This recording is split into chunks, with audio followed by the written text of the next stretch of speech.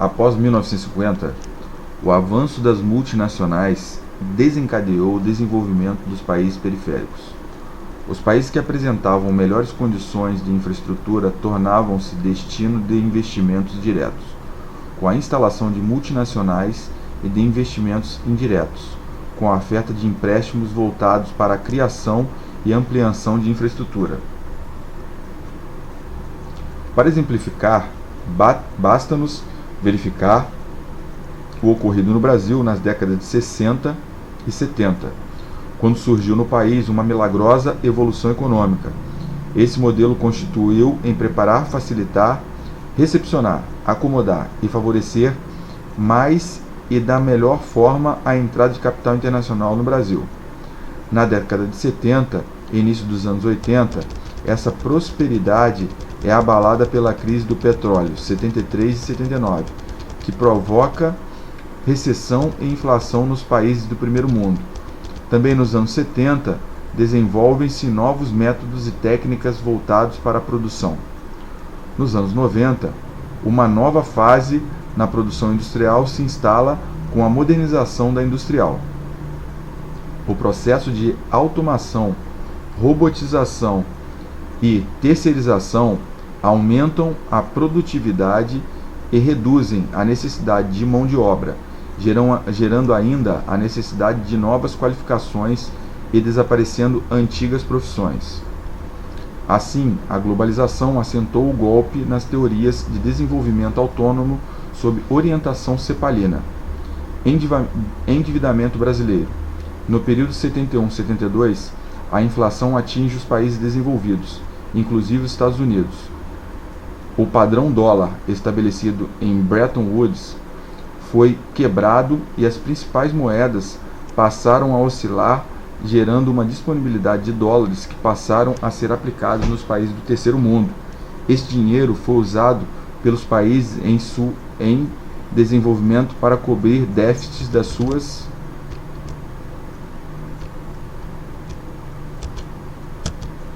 contas externas. A partir de 1973, verificamos uma escalada no preço do petróleo, que levou os países em crescimento acelerado, como o Brasil, a um endividamento crescente.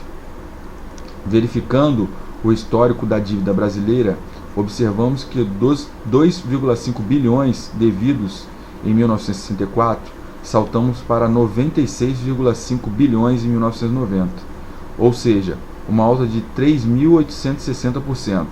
E 2 anos depois, em 1992, a dívida já havia atingido uns 132,3 bilhões. A dívida passou a crescer muito rápido, muito mais rápido que a nossa capacidade de crescimento ou de pagamento. Evolução da dívida externa brasileira em bilhões de dólares. O comprometimento de um percentual cada vez maior do PNB, Produto Nacional Bruto, de 10,5% em 1968 para de 27% em 1980, deixa o Brasil impedido de fazer novos investimentos. Este comprometimento interfere no crescimento econômico, devido à necessidade do país em cumprir o serviço da dívida.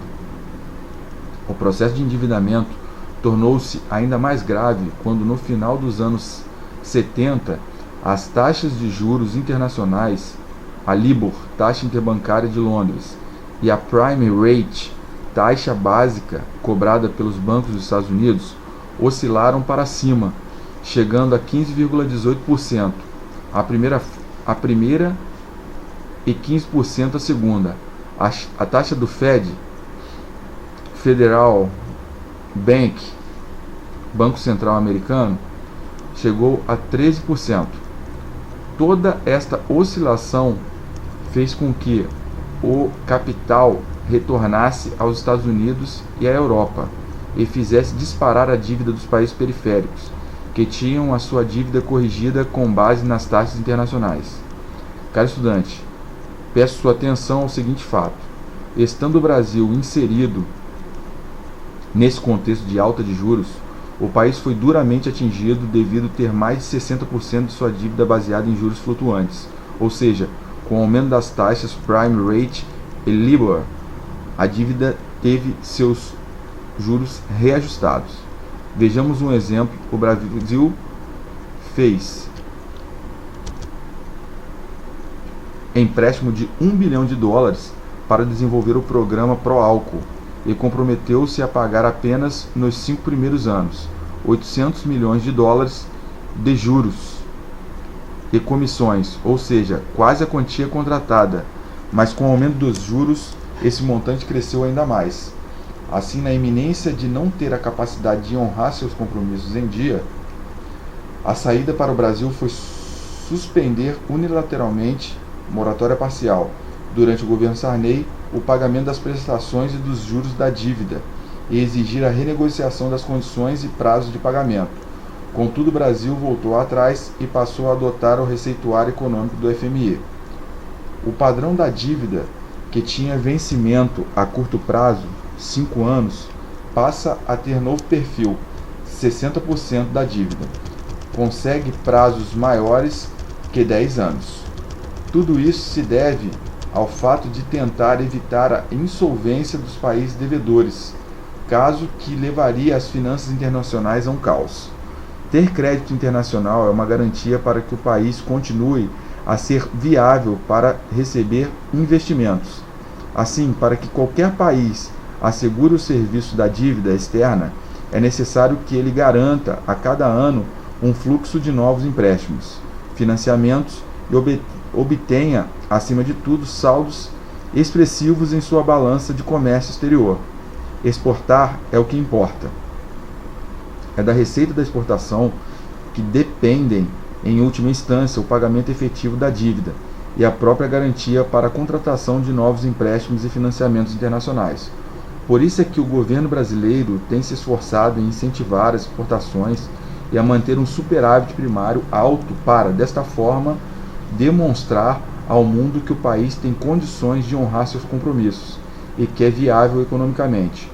Outro modo de manter a dívida sob controle é através de acordos. Neste caso, a garantia para o pagamento é conseguida através de apoio financeiro do FMI. Negociações nesse sentido foram realizadas no governo Figueiredo e outras no governo Collor, Itamar Franco. Ainda nos últimos anos do governo FHC e no atual foram feitos acordos com o FMI para garantir o cumprimento dos serviços da dívida e proteger a economia interna. O governo Lula conseguiu zerar a dívida do Brasil com o FMI.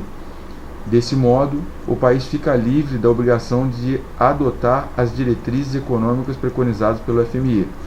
Assim, verificamos que todo o quadro criado devido a modificações das taxas de juros internacionais afetou o crescimento brasileiro na década de 80, levando esta a ser conhecido como a década perdida, e ainda reflete nos dias atuais. Tecnopolos.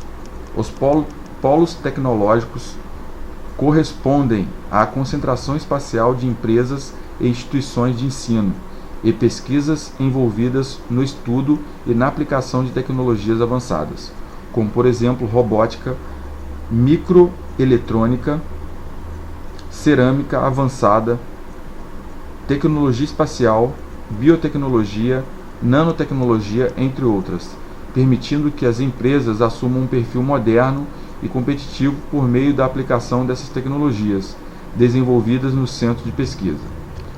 Como possuem uma organização menos burocratizada, os polos tecnológicos facilitam a transferência de tecnologia para o setor produtivo, industrial e, ao mesmo tempo, estimulam o desenvolvimento científico e tecnológico.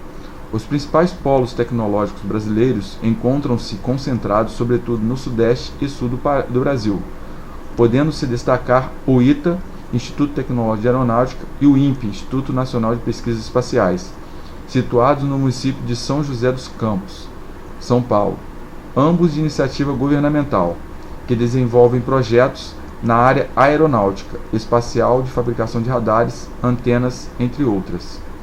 As universidades Federal e Estadual de São Carlos, que têm dirigido suas pesquisas científicas à obtenção de novos materiais, como é o caso de cerâmicas resistentes ao calor, os polos tecnológicos de informática, localizados nas cidades de São Paulo, Campinas, Rio de Janeiro, Curitiba, Florianópolis e Campina Grande. As áreas de pesquisa de Química Fina e de Biotecnologia no Rio de Janeiro, em Porto Alegre, em Fortaleza e em Campinas, além de centros de pesquisa em Biologia Molecular, Física, Bioquímica, Matemática e outras pelo Brasil. Prezado candidato, ressalta-se que o Estado brasileiro exerceu uma grande influência no alargamento dos mercados nacionais, que aos poucos foram se tornando cativos do poder hegemônico de São Paulo e do Sudeste. Segundo José Serra, uma das características marcantes do desenvolvimento do capitalismo no Brasil diz respeito ao significativo papel do Estado como fator de impulso à industrialização. Esse papel foi exercido não apenas através de suas funções fiscais de monitoria e de controle do mercado de trabalho ou de sua função de provedor dos chamados bens públicos, criação de infraestrutura e produção direta de insumos indispensáveis à industrialização pesada. Desconcentração industrial. A desconcentração industrial no estado de São Paulo é bastante nítida. Ela se processou e se processa principalmente ao longo dos 4 principais eixos rodoviários, que de certa forma acompanharam os eixos ferroviários construídos na época da expansão da cafeicultura. A via Presidente Dutra, a Rio-São Paulo, atravessando o histórico Vale do Paraíba, o sistema Anchieta Imigrantes, São Paulo Baixada Santista, o sistema Bandeirantes Anhanguera, Washington Luiz ligando a cidade de São Paulo ao norte e noroeste do estado, e a via Presidente Castelo Branco, ligando a cidade de São Paulo a várias cidades do sudeste do estado, até Presidente Epitácio, no Vale do Rio Paraná, divisa com o Mato Grosso do Sul. Tá aí o mapa. Cidade de São Paulo. Estado de São Paulo. Esse processo de desconcentração acontece em todo o território nacional e foi fomentado pelo governo federal pelo incentivo fiscal desenvolvido pelas Superintendências de Desenvolvimento, Sudene, Sudeco, Sudesul e Sudam. A desconcentração visava aproveitar as vantagens comparativas para a produção industrial. No Sul, infraestrutura e mercado consumidor, mão de obra qualificada, proximidade de mercado consumidor, Argentina e Sudeste do país. A região mais beneficiada com a desconcentração foi a região Sul. No Norte, incentivos fiscais que facilitavam acesso e concorrência no mercado nacional e internacional. No Nordeste, incentivos fiscais e mão de obra farta e barata. A produção estava voltada para o mercado do Sudeste e, ultimamente, com os investimentos externos, também se integra na produção para o mercado globalizado. No Centro-Oeste, a partir da década de 90, observa-se a ação dos governos estaduais em atrair investimentos industriais.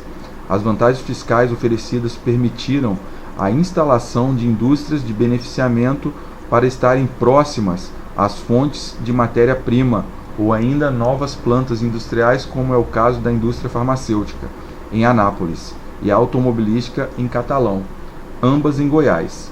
O governo criou as condições de infraestrutura necessárias ao processo de instalação industrial, através da aquisição de empréstimos internacionais para a construção de obras de engenharia para garantir a realização dos investimentos.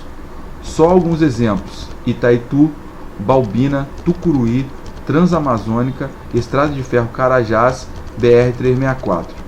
Dinâmica do mercado de trabalho.